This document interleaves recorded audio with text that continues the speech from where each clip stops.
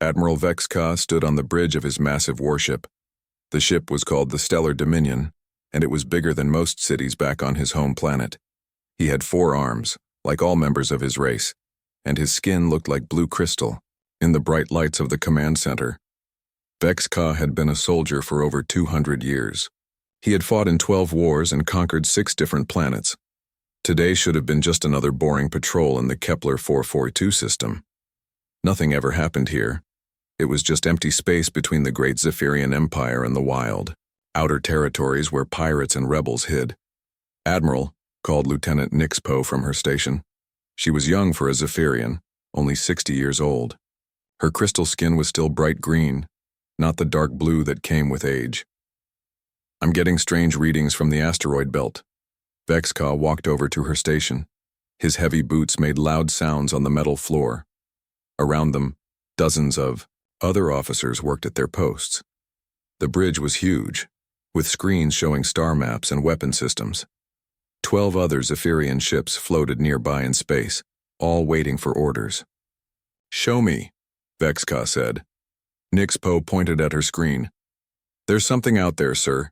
The energy readings are very strong, stronger than our smallest cruiser, but I can't tell what it is." Vexka looked at the numbers on the screen. His 4 eyes opened wide. The power levels were impossible. Nothing that small should be able to make so much energy. In his 200 years of military service, he had never seen anything like it. "Get me a visual," he ordered. The main screen at the front of the bridge lit up. It showed the dark space around the asteroids. At first, Vexka saw nothing. Then Nixpo adjusted the image and he saw it. A ship floated among the rocks. But it was like no ship he had ever seen. It was long and thin, with sharp edges that cut through space like a knife. Strange symbols were painted on its side in bright white.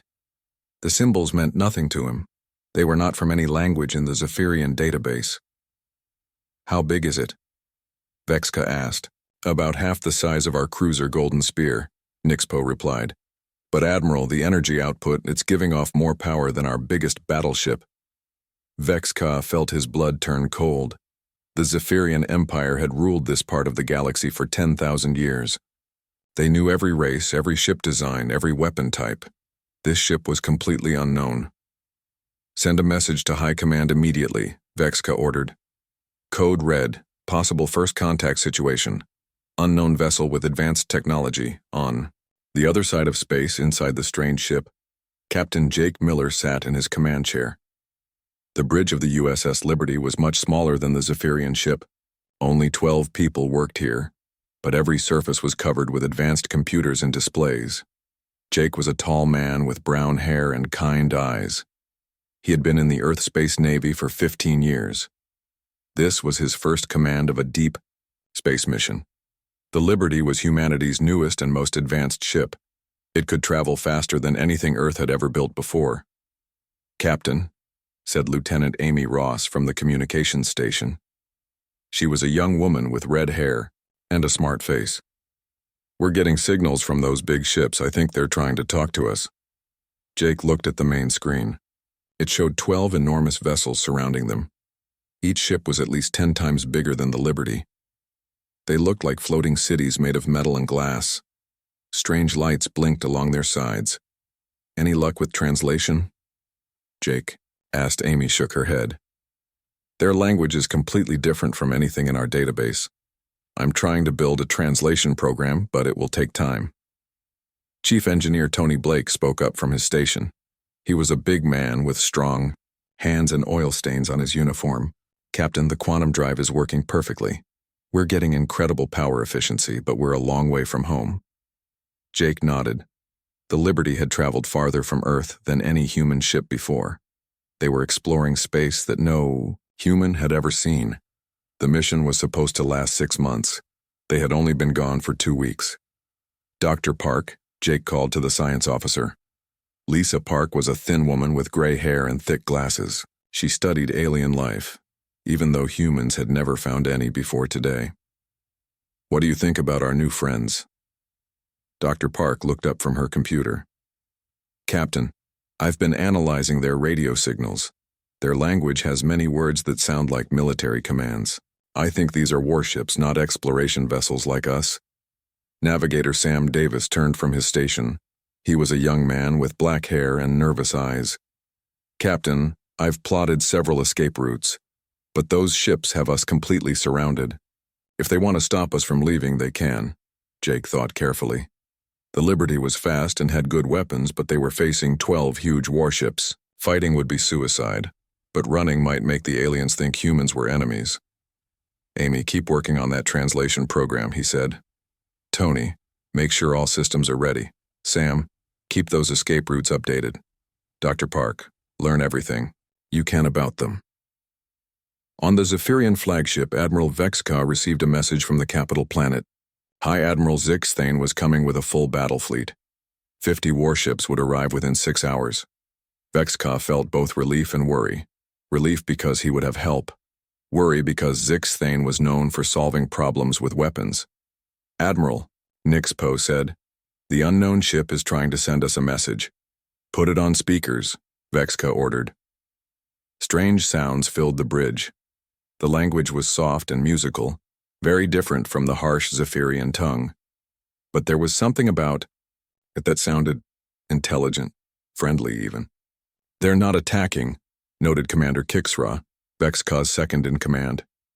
If they wanted to fight, they would have done it already. Vexka agreed. The unknown ship had been sitting quietly among the asteroids. It made no threatening moves. But its very existence was threatening. A small ship with the power of a battleship could change everything in the galaxy. Keep watching them, Vexka ordered. Don't let them leave, but don't attack unless they attack first. We need to know more about them before we do anything. Hours passed slowly. The alien ships watched the Liberty. The Liberty watched the alien ships. Both sides tried to understand each other across the vast darkness of space. Jake walked around his small bridge, checking on his crew. Amy had made some progress with the alien language. Tony reported all systems working normally. Sam had found 3 possible escape routes. Dr. Park had learned that the aliens used a very organized military structure. Captain, Amy said suddenly, I think I've got something. They keep using one word over and over. I think it means identify or explain. They want to know who we are. Jake sat back down in his command chair. This was the moment that would change everything. Humans were no longer alone in the universe, but were they about to make friends or enemies? Send them our basic mathematics, Jake ordered. Start with simple numbers, then show them our star charts. Let them know we come from far away. As the high message went out into space, Jake wondered if he was making the right choice. In a few hours, everything would be different. Humanity was about to meet the galaxy. 6 hours later, the quiet space around Kepler 442 became very busy. 50 new Zephyrian warships appeared in flashes of blue light. Each ship was enormous, covered in weapon ports and armor plating. The largest ship was 3 times bigger than anything Admiral Vexka had ever seen. High Admiral Zixthane commanded the massive fleet from his flagship, the Galactic Crusher. He was old, even for a Zephyrian. His crystal skin was almost black with age, and he had scars from 100 battles. He had conquered more worlds than any other admiral in the Empire. Show me this unknown vessel, Zixthane ordered as soon as he arrived. The main screen showed the Liberty, still sitting quietly among the asteroids. It looked tiny compared to the Zephyrian fleet. But the energy readings made Zixthane's 4 eyes narrow with concern. Impossible, he muttered. Nothing that small should have so much power. Admiral Vexka stood beside him, nervous about the older commander's reaction. They've been peaceful so far, High Admiral. They sent us mathematical formulas and star charts. I think they're trying to communicate. Zixthane studied the data. The star charts showed a galaxy, but it was wrong. The positions of the stars were all different. Either these beings came from very far away or they were lying. Have you identified their home system? He asked. No, sir, the charts don't match anything in our database. They could be from outside our galaxy entirely. This news made Zixthane even more worried. The Zephyrian Empire controlled thousands of star systems. They had fought and conquered 43 different alien races. But all of those races had come from nearby space. If these newcomers came from another galaxy, they might have technology beyond anything the Zephyrians knew. On the Liberty, Captain Jake Miller watched the new ships arrive with growing concern. What had been a tense situation was now becoming very dangerous. 51 ships total, reported navigator Sam Davis. His voice was tight with worry. The biggest one is over 4 miles long. Amy Ross looked up from her communication station. Her red hair was messy from hours of work. Captain, I've made progress with their language. They call themselves Zephyrians. Their empire covers this whole region of space. What are they saying about us? Jake asked. Amy listened to the alien radio signals. They're confused and worried. They keep using words that translate to unknown threat and dangerous technology. I don't think they're happy we're here. Dr. Lisa Park studied the alien ships through the Liberty's sensors. Captain, their technology is interesting. Their ships are huge and heavily armed, but their engines and shields seem old-fashioned. I think they rely on size and numbers rather than advanced engineering. Chief Engineer Tony Blake nodded from his station. Our quantum drive is giving us readings they probably can't understand. To them, we must look like we're breaking the laws of physics. Jake thought about this. The Liberty was built with humanity's best technology. The quantum drive could push the ship faster than light in ways that no other race had discovered. The power systems were small but incredibly efficient. Maybe that's why the aliens were so worried. Any word from Earth? Jake asked. Amy shook her head. We're too far away for normal communications. It would take months for a message to reach home. Security Chief Matt Johnson spoke from his station near the back of the bridge. He was a big man with careful eyes and steady hands. Captain, if these aliens decide to attack, we're in serious trouble. Our weapons are good, but not against 51 ships. Jake knew Matt was right. The Liberty was an exploration ship, not a battleship. It had weapons for defense and some experimental systems, but nothing designed for a major space battle. Keep all systems ready, Jake ordered. But don't power up weapons unless I give the command. We don't want them to think we're planning to attack. On the Galactic Crusher, High Admiral Zix Thane was holding a meeting with his top officers. The conference room was filled with high-ranking Zephyrians, all discussing what to do about the human ship. We should capture it immediately, said Admiral Korvex, commander of the 3rd Battle Group. Study their technology and find their homeworld. If they have more ships like this one, they could threaten the entire empire. Agreed, said Admiral Nixtal. One small ship with the power of a battleship. Imagine if they had a whole fleet of them. But Admiral Vexka disagreed. They've shown no hostile intent. They're trying to communicate peacefully. Maybe we should try to understand them before we start a war. Zixthane listened to all the opinions. He was old and experienced. He had seen many alien races make contact with the Empire. Some became allies. Others became slaves. A few had to be completely destroyed. Their ship design is completely unknown, he said finally. Their power systems are beyond our understanding. Their origin is a mystery. This represents either a great opportunity or a great threat. He turned to his communications officer. Send them a message. Use their mathematical language. Tell them to identify themselves and explain their purpose in our territory. On the Liberty, Amy Ross received the alien message. She worked quickly to translate it using the language program she had built. Captain, they want to know who we are and why we're here, she reported. The message is formal, like an official demand. Jake considered his options.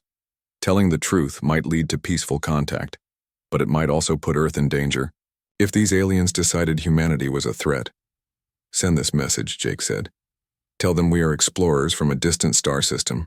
We come in peace to learn about other intelligent life. We mean no harm to their empire. The message went out.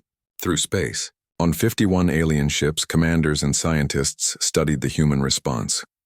The word explorers was translated, but many Zephyrians found it hard to believe. Explorers don't travel in ships with battleship-level power. Admiral Korvex pointed out. This is obviously a military vessel, but Dr. Nix Vell, the fleet's chief scientist, disagreed. Their ship design supports their claim. Look at the sensor arrays, the research equipment. This is built for discovery, not conquest. Zixthane made his decision. We will test them. If they are truly peaceful explorers, they will submit to inspection. If they refuse or attack, we will know they are lying. He sent new orders to his fleet. Surround the unknown vessel. Prepare boarding shuttles. We will examine their ship and crew directly. On the Liberty, alarms began to sound. The alien ships were moving closer, forming a tight circle around the human vessel. Jake could see smaller ships launching from the larger ones. They're sending shuttles, reported Sam Davis. Looks like they want to board us. Dr. Park looked worried. Captain, we know nothing about their biology. They might carry diseases we can't fight, or they might not be able to breathe our air. Tony Blake checked his engineering displays. All systems are ready, Captain. The quantum drive can get us out of here in 30 seconds if you give the order. Jake looked around his bridge at his small crew. 12 humans against an alien empire. The next few minutes would determine whether humanity joined the galactic community as friends or enemies. No sudden moves, he ordered. Let's see what they want to do. But be ready for anything. In the darkness of space, human and alien ships faced each other. Neither side knew what would happen next, but everyone understood that first contact would change everything forever. The small shuttles moved closer to the Liberty. Inside them, Zephyrian soldiers prepared for boarding. They wore full armor and carried weapons designed to stop any known alien species.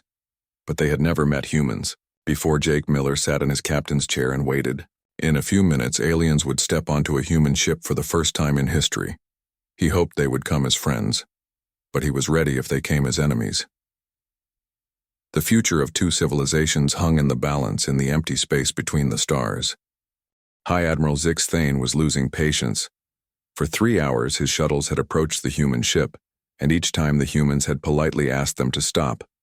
The aliens wanted to board and inspect the Liberty, but Captain Miller kept finding reasons to delay.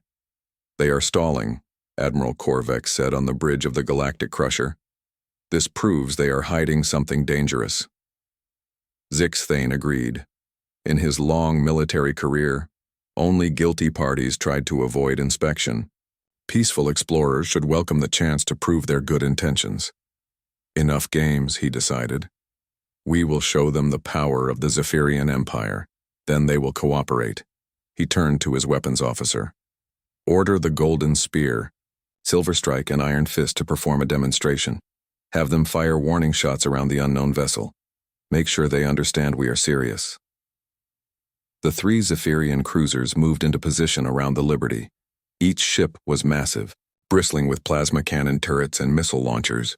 They had fought in dozens of battles and defeated countless enemies. On the Liberty, alarms sounded as the alien warships powered up their weapons. Captain, 3 ships are targeting us, reported Security Chief Matt Johnson. Energy buildup indicates they're preparing to fire. Jake Miller felt his heart rate increase. This was the moment he had been dreading. The aliens were done talking and ready to use force. Amy, send them a message, he ordered. Tell them we will cooperate. Ask them not to attack, but it was too late. The Zephyrian cruisers opened fire. Bright beams of plasma energy shot past the Liberty, missing the ship by only a few hundred meters. The shots were carefully aimed to threaten without actually hitting. This was standard Zephyrian procedure for dealing with stubborn alien vessels. The plasma beams struck nearby asteroids, turning solid rock into glowing gas. The display of power was meant to terrify the humans into immediate surrender. But humans don't scare easily. Return fire? Asked Weapons Officer Dan Cooper. He was a calm man with steady hands and quick reflexes. His fingers hovered over the Liberty's weapon controls. Jake thought fast. If they attacked the alien ships, it would start a war between Earth and the Zephyrian Empire. But if they did nothing, the aliens would think humans were weak and helpless. No kinetic weapons, Jake decided, but show them we're not defenseless. Tony, can you modify the shields to create an electromagnetic pulse? Chief Engineer Tony Blake's eyes lit up. Yes, sir. The quantum power core can generate a focused EMP through the deflector array. It won't cause permanent damage, but it will shut down their systems temporarily. Do it, Jake ordered. Tony's hands flew over his controls. The Liberty's advanced quantum core had been designed for exploration, not warfare. But human engineers were creative people. In minutes, Tony had turned their defensive shields into a directed energy weapon. EMP ready, Captain, Tony reported. Fire, Jake said. The Liberty's deflector array glowed with blue-white energy. An invisible wave of electromagnetic force shot out from the human ship, spreading in all directions like ripples in a pond. The wave hit the 3 Zephyrian cruisers simultaneously. Every light on the alien ships went out. Their engines stopped. Their weapons powered down. Their communication systems fell silent. For 30 seconds, 3 massive warships drifted helplessly in space like dead metal hulks. On the bridge of the Golden Spear, Captain Rixco watched in horror as his ship's systems failed one by one. Emergency power kicked in after a few seconds, but the main computers took minutes to restart. What happened? He demanded of his engineering crew. Unknown, sir, came the reply. Some kind of electromagnetic attack, but it didn't destroy anything. Just shut everything down temporarily. Similar scenes played out on the other 2 cruisers. Within 10 minutes, all 3 ships had restored power and weapons, but the damage to Zephyrian confidence was complete. On the Galactic Crusher, high, Admiral Zixthane stared at his main display in shock. The human ship had disabled 3 of his cruisers without firing a single kinetic shot. No known weapon could do that. Analysis, he demanded. His science officer, Dr. Nix Vell, studied the sensor readings. The unknown vessel generated a controlled electromagnetic pulse using their deflector shields. The technology is completely new to us. How is that possible? Unknown, sir. Their power generation methods are beyond our current understanding. Zixthane felt something he had not experienced in decades. Uncertainty. The Zephyrian Empire's military doctrine was based on overwhelming firepower. Their plasma cannons could destroy planets. Their particle shields could stop any known weapon, but the humans had bypassed both offense and defense with something entirely new. On the Liberty, the crew celebrated their small victory. That got their attention, Dan Cooper said with satisfaction. But Dr. Lisa Park looked worried. Captain, we just demonstrated that human technology is superior to theirs. That might make them more aggressive, not less. Navigator Sam Davis checked his displays. The other ships are powering up weapons. I think Dr. Park is right. Jake nodded grimly. Amy, send them another message. Explain that we only wanted to defend ourselves. Tell them we don't want to fight. Amy worked quickly to translate the message into Zephyrian, but she could see on her screens that more alien ships were moving into attack positions. Captain, she said, I don't think they're in a listening mood anymore. Security Chief Matt Johnson studied the tactical display. 51 ships, all with weapons powered up. If they all fire at once, even our shields won't stop them. Chief Engineer Tony Blake checked his systems. The quantum drive is ready for emergency jump. But Captain, if we run now, they'll know we were hiding something important. Jake faced an impossible choice. Stay and fight 51 alien warships, which was certain death, or run away and make humanity look guilty of some unknown crime. There's a third option, he said suddenly. Tony, what if we don't just run away? What if we show them something that makes them think twice about fighting us? Tony raised an eyebrow. What do you have in mind, sir? The quantum drive creates a temporary rift in space-time, right? What if we make that rift visible? Show them we can manipulate space itself? Tony's eyes widened. That's extremely dangerous, Captain. If the field collapses wrong, it could destroy us and everything within 1,000,000 kilometers. But if it works? If it works, they'll see power beyond anything in their technology base. They might decide we're too dangerous to attack. Dr. Park spoke up from her station. Captain, that's a huge risk. We could accidentally create a black hole or tear a permanent hole in space. Jake looked around his bridge at his small crew. 12 humans against an alien empire. The odds were impossible either way. Do it, he decided. Tony began working on his controls. The quantum drive had never been used this way before. He was basically inventing a new form of space combat on the spot. Quantum field building, he reported. This is going to look spectacular. On every Zephyrian ship, sensors began detecting impossible readings. The space around the human vessel was bending and twisting in ways that violated known physics. "What are they doing?" Zixthane demanded. Dr. Nixvel's voice was filled with wonder and terror. "They're manipulating space-time itself, sir. Creating artificial gravity waves. This should be impossible with any technology we know." The Liberty began to glow with golden light. Reality seemed to bend around the ship like heat waves rising from hot pavement. Stars in the background appeared to stretch and distort. "Ready, Captain," Tony announced. "Once I activate this, there's no going back." Jake took a deep breath. "Do it." The Liberty vanished.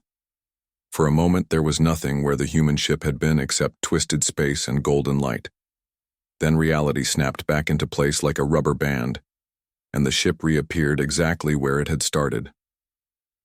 The demonstration lasted only 5 seconds, but those 5 seconds changed everything. On 51 Zephyrian warships, crews stared at their instruments in disbelief. The humans had just made themselves disappear and reappear at will. No known technology could do that.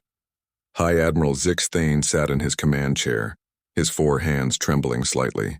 In 200 years of military service, he had never seen anything like it. "Send a message to the unknown vessel," he said quietly. "Tell them we want to talk." The age of easy Zephyrian dominance was over. A new player had entered the galactic game, and they played by rules no one else understood. News of the human encounter spread through the galaxy faster than anyone expected. Within hours, encrypted messages were flying between the capitals of every major power. The Zephyrian Empire, which had ruled for 10,000 years, had met something they couldn't understand or control. On the planet Zephyr Prime, Emperor Kolvax called an emergency meeting of the Council of Admirals. The Great Council Chamber was built from crystal that glowed with inner light. 50 of the Empire's greatest military leaders gathered around a circular table. Emperor Kolvax was ancient, even for a Zephyrian. His crystal skin was completely black with age, and his 4 eyes had seen the rise and fall of dozens of alien civilizations. He had never looked worried before. Today he looked terrified. "Show them the recordings," he ordered. The chamber filled with holographic images from the Kepler 442 system. The assembled admirals watched the human ship disable 3 cruisers with a single pulse. They saw the impossible space distortion that made the Liberty vanish and reappear. When the recording ended, the chamber was silent. Admiral Tex 9, commander of the home fleet, spoke first. "This changes everything. If these humans have more ships like this one, they could destroy our entire empire. We should attack immediately," declared Admiral Vex Thor. "Send 1,000 ships to their home system. Destroy them before they become a real threat." But Admiral Kixra disagreed. "We don't even know where they come from. Their star charts don't match anything in our databases, and what if they have defenses we can't imagine?" Strategic advisor Nix Vel stood up. She was the smartest Zephyrian in the Empire, responsible for planning all major military campaigns. Her analysis was always careful and accurate. "The human ship is clearly advanced beyond our technology," she said, "but it's also clearly peaceful. They could have destroyed High Admiral Zixthane's entire fleet, but they chose to demonstrate power instead of using it. This suggests they prefer diplomacy to warfare." Emperor Kolvax listened to all the arguments. Finally, he made his decision. "We will not attack. Not yet. But we will prepare for war. Double the fleet construction. Call back all ships from the outer territories. If these humans are a threat, we must be ready." Far away in space, the USS Independence received an emergency message from Earth. Fleet Admiral Kate Morgan had been monitoring deep space communications and detected the quantum disturbance from the Liberty's demonstration. Captain Steve Williams read the message with growing concern. The Independence was humanity's second exploration ship, identical to the Liberty in every way. It had been heading toward a different star system, but now Admiral Morgan was ordering it to find Captain Miller's ship. "How long to reach the Kepler 442 system?" Steve asked his navigator. 18 days at maximum quantum speed, came the reply. Steve hoped that would be fast enough. The message from Admiral Morgan was clear. The Liberty had made contact with aliens, and the situation was dangerous. On Earth, Admiral Morgan stood in the command center of the United Earth Space Command. The room was filled with screens showing star maps and ship positions. Earth had only 12 deep space vessels, and now 2 of them were in unknown danger. "What do we know about these aliens?" she asked Dr. Robert Hayes, Earth's leading expert on theoretical alien contact. "Nothing good," Dr. Hayes replied. The Liberty's last message indicated a large military presence, multiple warships, aggressive behavior, superior numbers. Captain Miller is outnumbered at least 50-1. Admiral Morgan studied the star charts. Earth was impossibly far from where the Liberty had encountered the aliens. Even if she sent every ship in the fleet, it would take months to reach them. "Prepare the defense grid," she ordered. "If hostile aliens are out there, Earth needs to be ready." Back in the Kepler 442 system, Captain Jake Miller was dealing with a new problem. The Zephyrians wanted to talk, but they also wanted to bring more ships. Lots more ships. "Captain," reported Amy Ross, "I'm detecting at least 20 new vessels approaching the system. The aliens are calling in reinforcements." Dr. Lisa Park looked up from her analysis station. "I've been studying their radio communications. The Zephyrians are scared of us. They're treating us like a major military threat." Navigator Sam Davis checked his escape routes again. "Captain, if we stay here much longer, we'll be facing hundreds of alien ships. Our demonstration impressed them, but it also made them nervous." Chief Engineer Tony Blake was running diagnostics on the quantum drive. The space-time distortion worked perfectly, but it used a lot of power. "We can't do that trick too many times." Security Chief Matt Johnson studied the tactical display. "Sir, I recommend we leave now while we still can. We've learned that hostile aliens exist, and that's valuable intelligence for Earth." Jake understood Matt's concern, but he also saw an opportunity. "What if we're looking at this wrong? The aliens are scared of us. That means we have power in this situation." "What do you mean?" asked Dr. Park. "Think about it. They have 50 ships, but they're not attacking. They want to talk. That means they respect our technology enough to be careful." Amy Ross nodded slowly. "The translation programs are getting better. I can understand most of their communications now. They keep using words that mean caution and unknown variables." Jake made his decision. "We stay, but we make it clear that we're not helpless. If they want to talk, they talk to us as equals, not as prisoners." Meanwhile, on the edges of the Kepler 442 system, other powers were taking notice.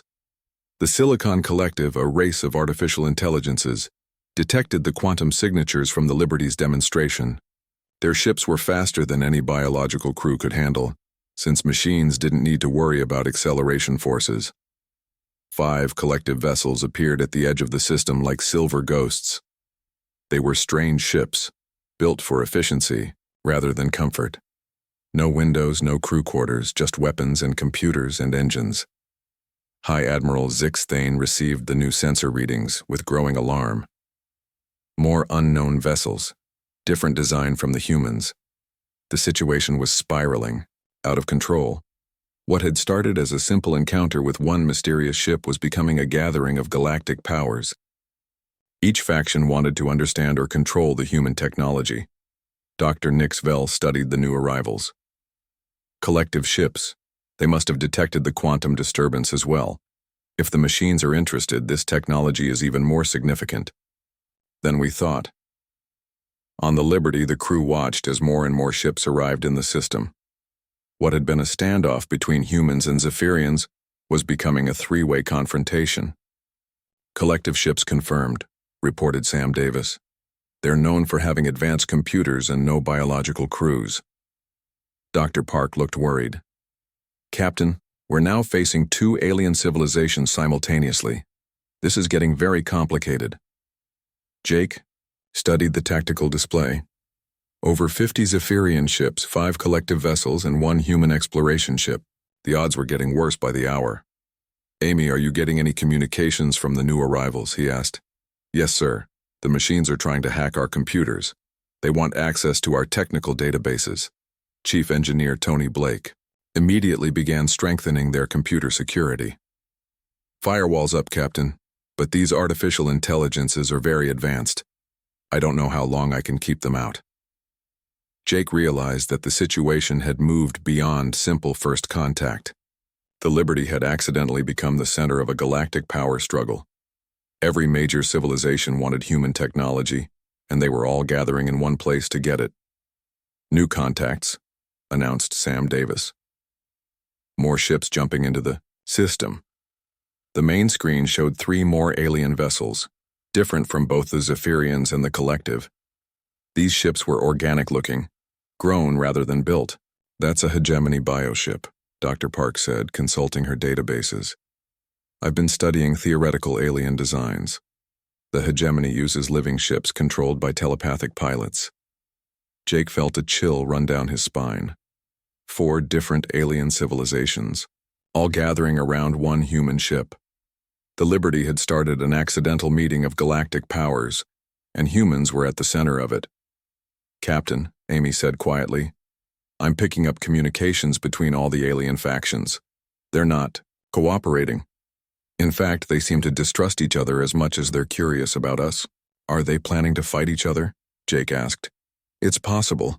Each group wants exclusive access to our technology. None of them want to share. Jake realized that humanity's greatest advantage might not be their technology. It might be the fact that the aliens were more afraid of each other than they were united against humans. The Liberty sat in the center of an expanding circle of alien warships, like a small fish surrounded by hungry sharks.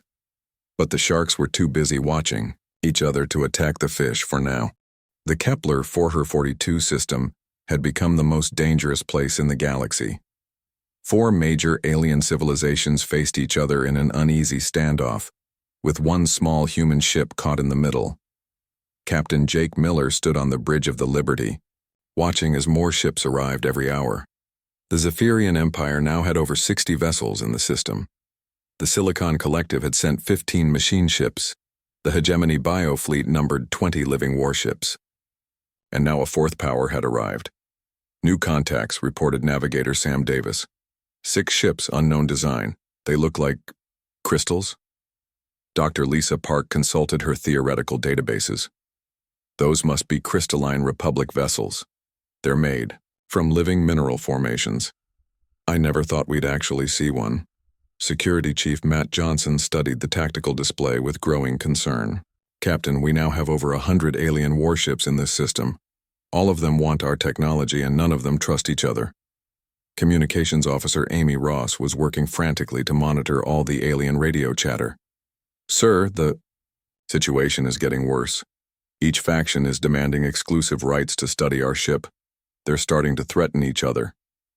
As if to prove her point, plasma fire suddenly lit up space as a Zephyrian cruiser exchanged warning shots with a collective vessel. The machine ship had tried to scan the Zephyrian fleet, and the organic crew had taken it as an act of aggression. Chief Engineer Tony Blake checked his systems nervously. Captain, our quantum drive is still functional, but we're surrounded. If all these aliens start fighting, we'll be caught in the crossfire. Jake realized that humanity's first contact with alien life was about to become a 4-way galactic war. Unless he did something quickly, the Liberty would be destroyed and Earth would never know what happened to them. I have an idea, he said, suddenly. Tony, remember how you said using the quantum drive dangerously could create a rift in space-time? Yes, sir, and I still think it's an incredibly bad idea. What if that's exactly what we need? Something so dangerous that all these aliens decide we're too risky to fight over? Dr. Park looked alarmed. Captain, we could accidentally destroy this entire star system, including ourselves. Or we could show them that humans are capable of things they never imagined, something that makes them think twice about trying to capture or control us. Amy Ross spoke up from her station. Sir, the alien chatter is getting more aggressive. I think they're about to start shooting at each other in earnest. Jake made his decision. It was crazy, dangerous, and could kill everyone in the system. But it was also the most human thing he could think of. taking an impossible risk when facing impossible odds. Tony, prepare the quantum drive for maximum output. Don't limit the safety systems. I want the biggest space-time distortion we can possibly generate. Tony's face went pale. Captain, that could create a temporary black hole, or tear a permanent hole between dimensions, or just vaporize us instantly. But if it works, we'll demonstrate power that makes our previous tricks look like fireworks. Anyone watching will think we can destroy star systems at will. Jake looked around his bridge at his small crew. 12 humans against the galaxy. Do it. Tony began working on his controls with shaking hands. He was essentially turning their exploration ship into the most dangerous weapon ever created. Quantum field building. This is going to be much more spectacular than last time. On every alien ship in the system, sensors began screaming warnings. The space around the Liberty was bending and twisting far beyond what they had seen before. Reality itself seemed to be breaking down. High Admiral Zixthane watched his displays in horror. What are they doing now? Dr. Nixvel's voice was filled with terror. They're creating a controlled singularity, sir. A miniature black hole. This should be impossible. On the collective flagship, artificial minds calculated the energy levels and reached the same conclusion. The humans were manipulating fundamental forces of the universe as if they were simple tools. The hegemony telepaths felt the distortion as physical pain. Their living ships recoiled from the Liberty as if it had become toxic to life itself. Even the crystalline Republic vessels, with their mineral-based consciousness, registered alarm. Their harmonic thoughts turned discordant with fear. Quantum field at maximum, Tony reported. Captain, once I activate this, there's no predicting what will happen. We could end up in another galaxy, or another dimension entirely. Jake felt the weight of humanity's future on his shoulders. Do it. The Liberty disappeared. But this time it didn't reappear in the same place. For 30 seconds there was nothing where the human ship had been, except a swirling vortex of twisted space-time. Stars in the background stretched into impossible spirals. Space itself seemed to scream. Then, like a rubber band snapping back into place, reality reasserted itself. The Liberty materialized exactly where it had started, but now it was surrounded by a fading aurora of golden energy. The demonstration was over, but its effects would last forever. On the Zephyrian flagship, High Admiral Zixthane sat in stunned silence. In 30 seconds, the humans had created and controlled forces that could destroy entire solar systems. No known technology could do that. Send a message to all our ships, he said quietly. Stand down weapons. Retreat to minimum safe distance. Similar orders were going out on every alien vessel. The collective machines calculated that fighting beings who could manipulate black holes was mathematically impossible to win. The hegemony telepaths felt only terror when they tried to understand human thoughts. The crystalline Republic harmonics went silent with awe.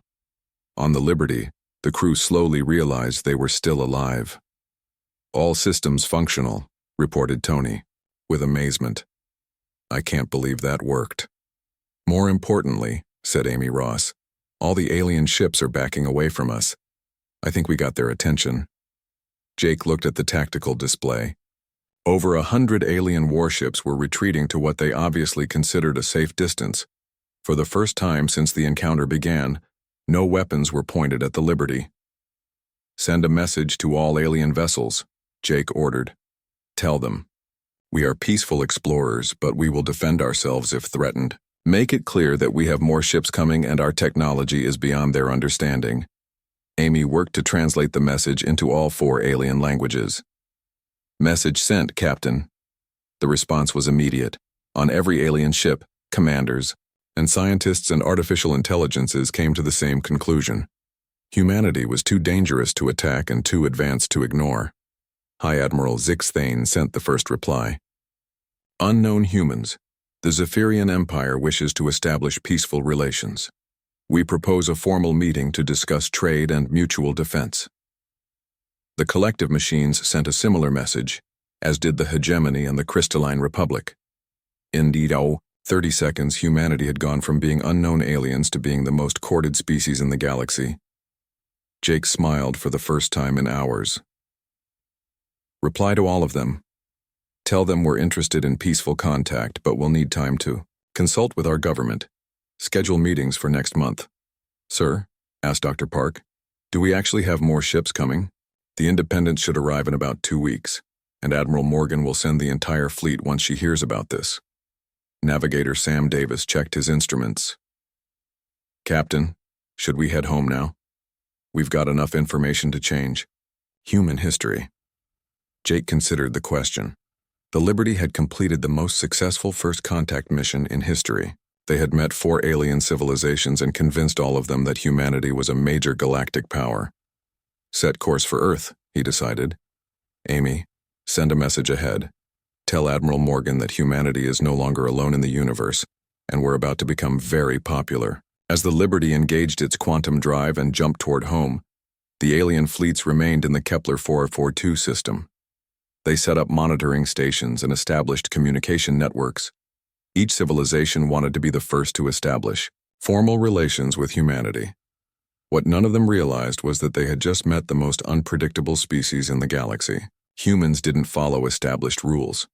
They didn't use predictable tactics. They took impossible risks and somehow made them work. The galaxy was about to discover that humanity's greatest weapon wasn't their technology. It was their willingness to try things that no sane species would ever attempt. 3 months later, the United Earth Space Command established its first embassy on a neutral space station. Representatives from dozens of alien civilizations came to meet with human diplomats. Trade agreements were signed, military alliances were discussed, cultural exchanges were planned. But in the back of every alien mind was the same thought. Humans could manipulate black holes as easily as turning on a light. No one wanted to make enemies of beings with that kind of power. Captain Jake Miller, now promoted to admiral, often thought about that day in the Kepler 442 system.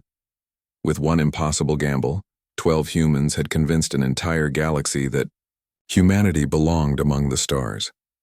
The universe was a big place, full of ancient civilizations and powerful empires, but none of them had ever met anything quite like humanity, and that made all the difference.